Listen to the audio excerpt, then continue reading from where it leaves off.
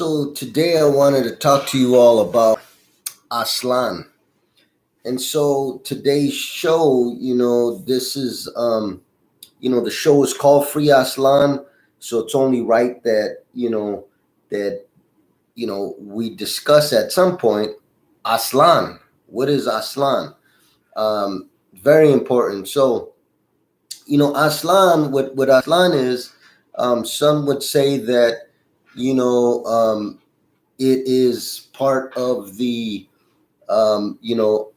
mythical. Some would say it's mythical. Some would say that it is, you know, part of the Aztecs, the Mexica people, and that is true. It is part of Mexica history. It is part of what they call the Aztec people's history, a place that's in their codices. It's written down that this is where they came from. This is where their people, the ancestors migrated from. The ancestors migrated from what is north of Mexico City. And in particular, they talk a lot about the land of the white heron, the land of the white heron. This is in our history. This is in our, in everything to do with the migration of the Mexica people. And so in that aspect, people are correct, and a lot of people, they point to that's the only, that's the only definition of Aztlan, that it is, this long ago mythical, place of, where the Aztecs, the Mexica came from. And, in some aspects, that is correct. Our ancestors did migrate from Aztlan. And, Aztlan, we talk about the land of the white heron, where our ancestors migrated from, the land of the white heron. The white heron is a bird that, that only can be found in what is now called the U.S. Southwest states, unquote. So these states, including California, you find in this quote unquote U.S. Southwest, you find the white heron. This is the bird that's, in all of the legends and all of the histories and the codices that speak on it. They speak of the land. They come from the land of the white heron. This is where the white heron comes from. So, the white heron, this is, a very important bird. Many of us see it as the national bird of Aztlan, and this is the bird that has been spoken about in the histories of our people. And, and that's the historical content of Aztlan. But besides the historical definition, there's also today, what we see it as today. Aztlan was revived. The name of Aztlan was revived during the earlier part of the Chicano movement. And you can look through history and you hear about the poet Alurista, who did this poem and talked about Aztlan and revived it in the hearts and minds of the people today. Of back then. And so, yeah, that's true as well. And that is true. However, let's look at it politically, because I'm a political person.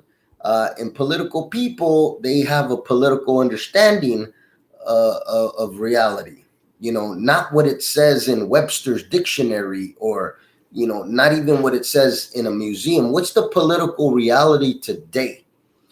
The political reality today of Chicano revolutionary organizations is that Aztlan is our national territory. It's the national territory of the Chicano Nation. The Chicano Nation, you can't have a nation without having land. You can't say, there's a black nation without land. You can't say there's any nation without land. We can't say there's a Palestinian nation without land.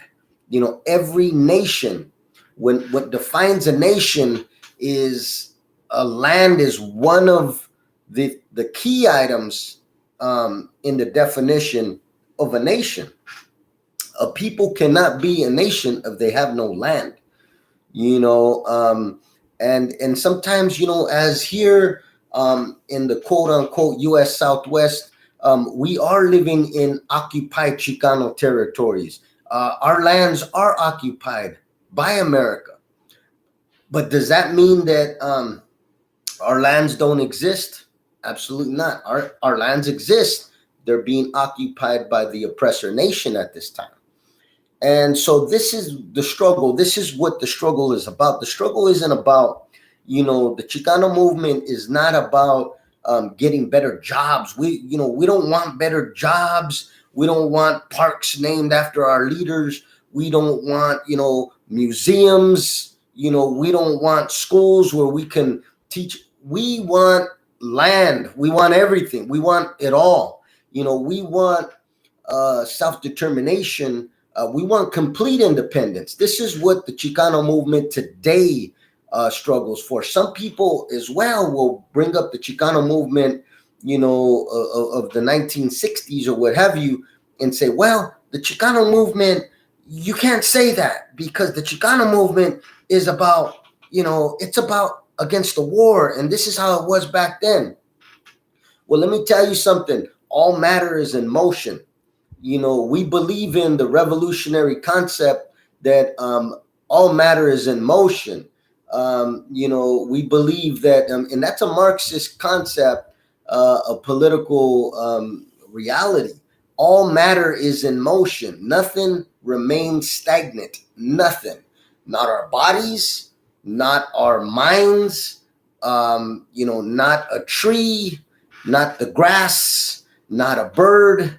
Nothing in reality stays stagnant. Every single thing in society, on the planet, does not stay stagnant. It either, it either moves forward, it grows, or it decays. It either lives and grows and advances, or it dies. But nothing stays the same. Nothing. And so the Chicano movement is not stagnant either. And so the Chicano movement has been developing since, the 1960s. It has been evolving, just like everything on the planet evolves. Nothing stays the same. Everything develops or dies. The Chicano movement is still here. So it is developing, and as it develops, we are no longer, although we are calling for no war, we're not talking about the Vietnam War. Today we talk about the war on Aztlan. Today we understand that the Chicano Nation, is not going to be free until we acquire national liberation. That's the number one, the key item that we need to do. We need to struggle, organize, and mobilize for national liberation. This is our goal: to be free from the oppressor nation, the colonizer, from the white settler colonialist government that has kept us, has stolen our land. These are some of the things that we're fighting for today as a nation, as an oppressed nation. Inside these false U.S. borders. So this is one of the things that we, the Chicano movement today, is striving for. We want land. We want our land. And so Aztlan today, the vanguard in the movement, in the Chicano movement, the most developed politically of the movement, the theoretical spearhead in the Chicano movement, sees the struggle. The Chicano movement in the Chicano struggle as that for land, for our national territory. Aztlan is our national territory. The U.S. Southwest, that's our national territory. Our peoples, our ancestors have been migrating up and down these lands for thousands of years. This is nothing new. This is nothing that, last month, last year, or, 10 years, 20, 30, 40, 50 years ago that people just thought of. We are indigenous people. Our people have been here. We do have documentation that our people have been on the land that we stand on, the U.S. Southwest, the land of the white heron. We have been here, and this is our ancestral lands. These are lands that we continue to struggle, and along with the anti-imperialist movement, we see our struggle as one in unity with all anti-imperialists, because the Chicano Nation is oppressed because of the U.S. imperialism. The Black Nation is oppressed because of U.S. imperialism. The First Nations are oppressed because of U.S. imperialism. And so we have to understand that we do share the same enemy, and we are anti-imperialist. We are not cultural nationalists. Cultural nationalists, we are not. Today's movement to free Aztlan are revolutionary nationalists at the spearhead of this movement. This is the most politically advanced political line, ideology, is revolutionary nationalism. This means that we don't just want to free Aztlan. We want to free Aztlan, but also dismantle and completely destroy the capitalist system. We don't believe in capitalism. We're not capitalists. Cultural nationalists, they're okay. They want brown faces in high places. We are revolutionary nationalists. We believe that Aztlan can only be free through a socialist government, and that's the only way it's going to be free. And so today's Chicano Nation sees Aztlan as the land base for the Chicano Nation. This is our national territory. This is our land, our tierra. And so this is what we fight for. This is what we organize for. This is what we wake up every single day for, to rebuild the nation, rebuild the Chicano Nation, so that we can one day be free. And we may not be free. We may not liberate Aztlan in our generation. We may not liberate the land, free the land in our lifetime.